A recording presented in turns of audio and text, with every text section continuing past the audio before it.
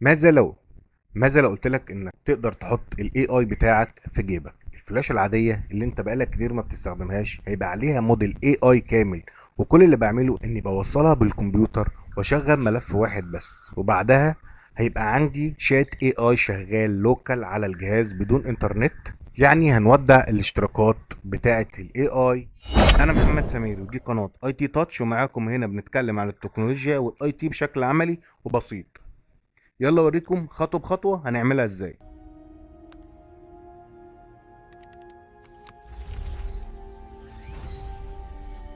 تم تفعيل نظام الذكاء الاصطناعي. بسم الله، صلوا على النبي يا جماعه. اول حاجه هنعملها، هنجيب فلاشه، والفلاشه هنفرمطها مش ان تي اف اس ولا فات زي ما احنا متعودين. احنا هنفرمطها اي اكس فات.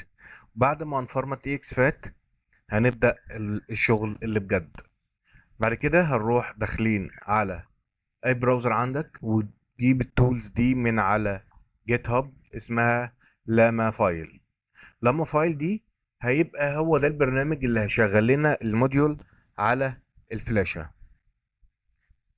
هنا هنروح هنختار الإصدار ده اللي هو 0.10.5.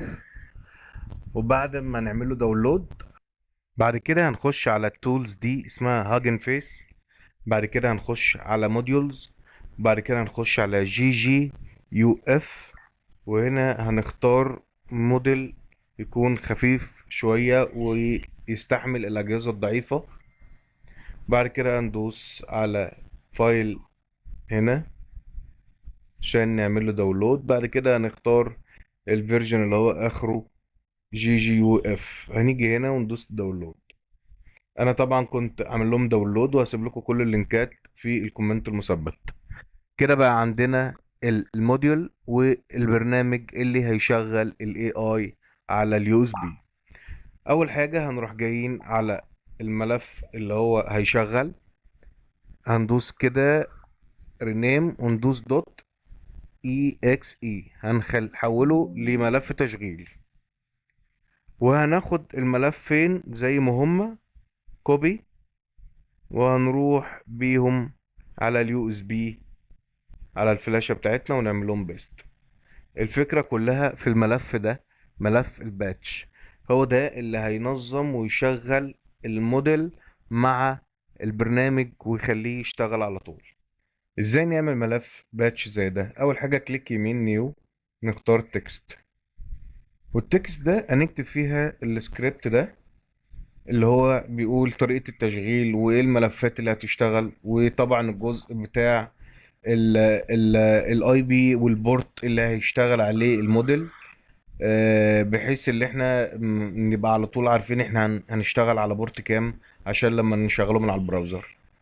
ونروح دايسين فايل سيف از، وهنسميه مثلا ابدأ ستارت ايا يكون، بس اهم حاجة يكون دوت بات. يعني ايا يكون اللي انت هتكتبه هنا بس يبقى اخره امتداد بات. بات يعني باتش، اختصار لباتش، بحيث ان هو يبقى سكريبت يشتغل على طول يروح مشغل. طيب تمام، خلصنا وسجلنا وكله تمام. نعمل ايه بقى؟ نبدأ نجرب نعمل تيست. نروح دايسين كده. طبعا انتوا شايفين هنا اللي انا عندي نت، انا هروح افصل النت خالص من على الجهاز عندي. كده النت فصل خالص من عندي. هنا بيقول لي اهو ايه الموديل شغال، وهدوس كنترول مع الهوست هنا، او لو خدت ده كله كوبي كده ورحت على المتصفح او البراوزر، جيت هنا ودوست بيست، هيبدأ الموديل يشتغل معايا زي ما انتوا شايفين كده. هو بيحمل الموديل دلوقتي. انا كده يا جماعة ما عنديش نت، انا كده ما عنديش اي حاجة، انا معتمد بس على اليو اس بي في الاي اي بتاعي. وكده يبقى احنا مش محتاجين اي اي تاني مدفوع او باشتراك شهري او اي حاجة. وحسب امكانيات جهازك تقدر تعلي الموديل بتاع الاي اي كده هو حمل الموديل خلاص، ونبدأ نسأله. طبعا هياخد وقت لأن جهازي برضو مش سريع جدا. يعني أقول له مثلا كلمه عربي: السلام أهو، السلام عليكم.